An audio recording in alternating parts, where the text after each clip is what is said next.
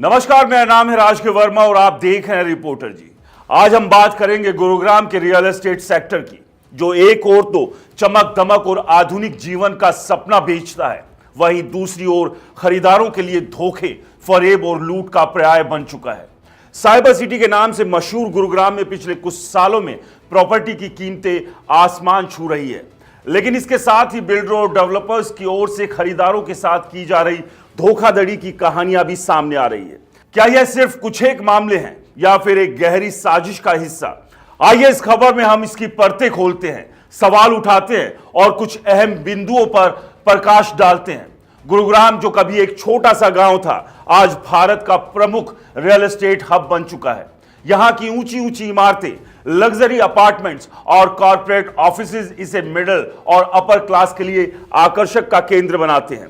लेकिन इन चमचमाती इमारतों के पीछे एक कड़वी सच्चाई छिपी है। कई खरीदारों का आरोप है कि बिल्डर उन्हें लुभावने वादों के साथ फंसाते हैं और फिर प्रोजेक्ट अधूरे छोड़ देते हैं या तय समय पर पोजीशन नहीं देते हैं। उदाहरण के लिए, हाल ही में एक मामले में सेक्टर 56 के निवासी बाबूलाल ने बताया कि उन्होंने 54 लाख रुपए से ज्यादा की राशि एक प्रॉपर्टी में निवेश की, लेकिन ना तो उन्हें फ्लैट मिला और ना ही उनकी गाढ़ी कमाई वापस हुई। चलिए आपको बताते हैं कैसे होता है ये पूरा खेल। रियल एस्टेट में धोखेबाजी का ये खेल कई स्तरों पर चलता है। इसमें शामिल है जाली डॉक्यूमेंट्स, फर्जी प्रोजेक्ट्स और खरीदारों से ऊंची कीमत वसूलना। आइए इसे बिंदुओं में समझते हैं। फर्जी प्रोजेक्ट्स और झूठे वादे। बिल्डर अक्सर ऐसे प्रोजेक्ट्स की मार्केटिंग करते हैं जो कागजों पर तो शानदार दिखते हैं, लेकिन हकीकत में उनका निर्माण शुरू भी नहीं होता। खरीदारों को आकर्षक ब्रोशर, 3D मॉडल और सुविधाओं का लालच देकर बुकिंग करा ली जाती है। दस्तावेजों में हेराफेरी। कई बार बिल्डर जमीन के मालिकाना हक को लेकर झूठ बोलते हैं। अवैध जमीन पर बनी इमारतें बाद में कानूनी पचड़े में फंस जाती है और खरीदार बेचारा बीच में लटक जाता है। पैसों की उगाही। बिल्डर पहले खरीदारों से भारी भरकम एडवांस लेते हैं, लेकिन प्रोजेक्ट पूरा होने से पहले ही पैसा गायब हो जाता है। इसका उदाहरण है ग्रीनोपोलिस, माहिरा, ओएसबी और रहेजा के कई प्रोजेक्ट्स, जहां सैकड़ों परिवारों ने अपनी मेहनत की कमाई लगाई, लेकिन आज तक उन्हें ना फ्लैट मिला और ना ही कोई जवाब। कानूनी ढांचे का दुरुपयोग। रियल एस्टेट एक्ट यानी रेरा लागू होने के बावजूद कई बिल्डर इसकी खामियों का फायदा उठाते हैं और खरीदारों को राहत नहीं मिल पाती। सवाल जो अब आपके और हमारे मन में उठते हैं, पहला, क्या सरकार और प्रशासन की मिलीभगत है?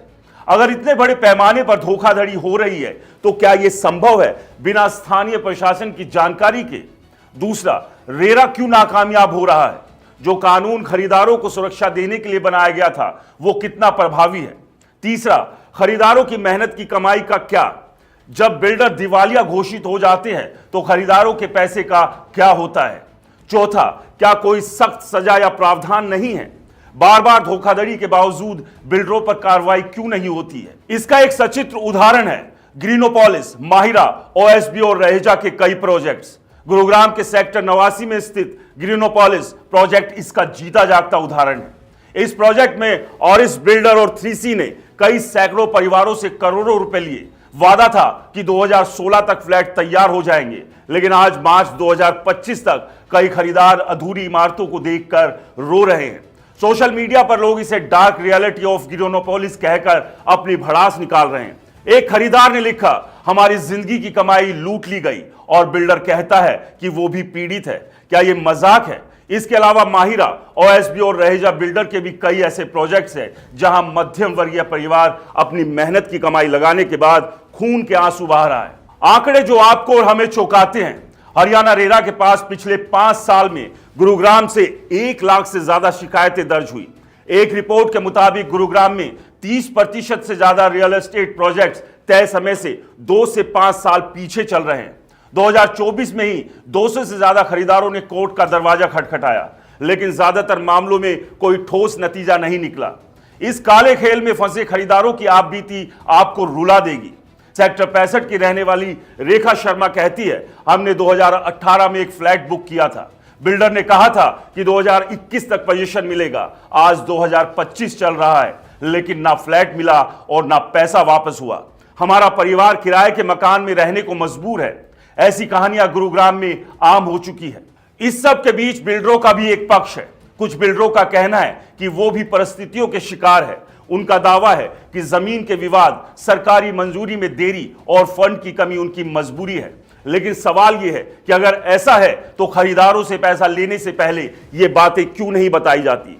सवाल यह है कि अब आगे क्या होगा। गुरुग्राम का रियल एस्टेट सेक्टर एक तरफ विकास का प्रतीक है तो दूसरी तरफ धोखे और लूट का अड्डा बनता जा रहा है। खरीदारों के लिए जरूरी है कि वो प्रॉपर्टी खरीदने से पहले बिल्डर की साख, प्रोजेक्ट की वैधता और डॉक्यूमेंट्स की अच्छी तरीके से जांच करें। सरकार को भी चाहिए कि रेरा को और सख्ती से लागू करे और बिल्डरों पर नकेल कसे। निष्कर्ष और सुझाव: खरीदारों के लिए हमेशा वकील की सलाह ले और प्रोजेक्ट की रेरा रजिस्ट्रेशन जांचे। सरकार के लिए दोषी बिल्डरों के खिलाफ कठोर कार्रवाई और खरीदारों को तुरंत राहत सुनिश्चित करें। समाज के लिए जागरूकता फैलाएं ताकि लुभावने ऑफर्स के चक्कर में ना फंसे। गुरुग्राम के रियल एस्टेट की यह कहानी सिर्फ ईंट पत्थर की नहीं बल्कि सपनों के टूटने और मेहनत की कमाई के लुटने की है। क्या यह सिलसिला रुकेगा? जब आप भविष्य के गर्भ में हैं, लेकिन तब तक सावधानी एकमात्र रास्ता है। इस सब पर आपका क्या कहना है? हमें कमेंट्स कर जरूर बताएं। और दोस्तों, रिपोर्टर जी चैनल को अगर सब्सक्राइब नहीं किया है तो चैनल को सब्सक्राइब करना ना भूलें। नमस्कार।